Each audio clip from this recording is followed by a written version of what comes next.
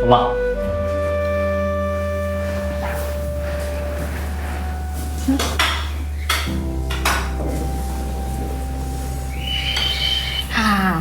ဟင်းနေရအများကြီးပါလားဘာလဲဒါတွေအကုန်လုံးမမချက်ထားလား ငါသမီးတော့ဘယ်မှနေ သမီးကဘာမှမမဘူးပဲဒါတွေကလေစပုတ်မှုတယောက်ချက်ထားတာ ဒီမှာလာပါပြီဖေရောစက်သားကြော်လေးဒီထမင်းကြော်နဲ့စားဖို့ ရောက်ရင်ဒါဒီမှာတော့ရင်းနေတော်တော်များနေ ဖေသားကလေဘာပြောစရာများရှိနေမသိမနေ့ထက်ကလေးလေးတချွန်းချွန်းတချင်းလေးတကြီးကြီးနဲ့ချက်ပြုတ်နေရောပါသမုကမိဖို့ခန်းနဲ့ပေးမဝင်ဘူး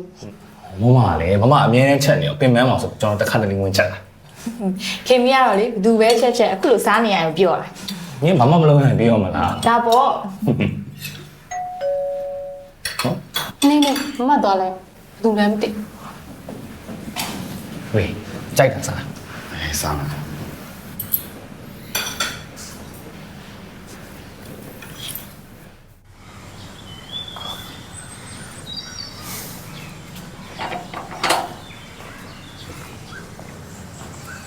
အောင်ရမလဲ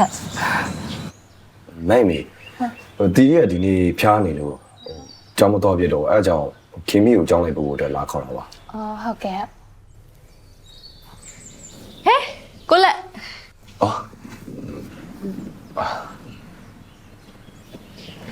ခင်မီတင်းရဖျားနေလို့တဲ့အဲ့ဒါကြောင်းမသွားနိုင်လို့ညီမလေးကိုကိုမျိုးမင်းလက်ကိုလိုက်ပို့ခိုင်းတာတဲ့ကောင်းတာပေါ့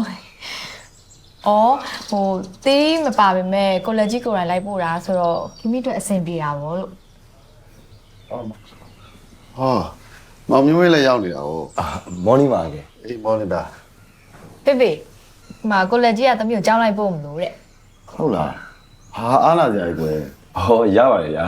အားနာမဲ့လူတွေမှမဟုတ်တာ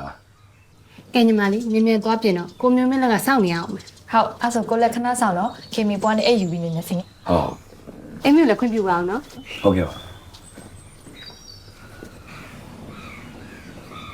မောင်မျိုးဝဲလည်းဒီနေ့ဆိုင်တက်သွားအောင် ဟုတ်ကြောင်းပို့ပြီးတော့သွားမယ်ဗျာ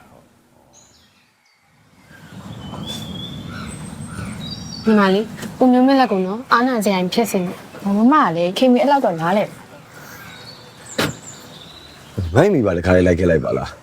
အော်ရပါတယ်ကျမကြောင်ကတိတ်ဝေးရမဟုတ်တမတ်တိုင်သားလောက်ဆိုရောက်ပြီ ရပါတယ်ဗျာကျွန်တော်ဘာမှအားနာကြမလို့ပါဘူးလာပါကျွန်တော်တစ်ခါလိုက်ပို့ပေးမယ်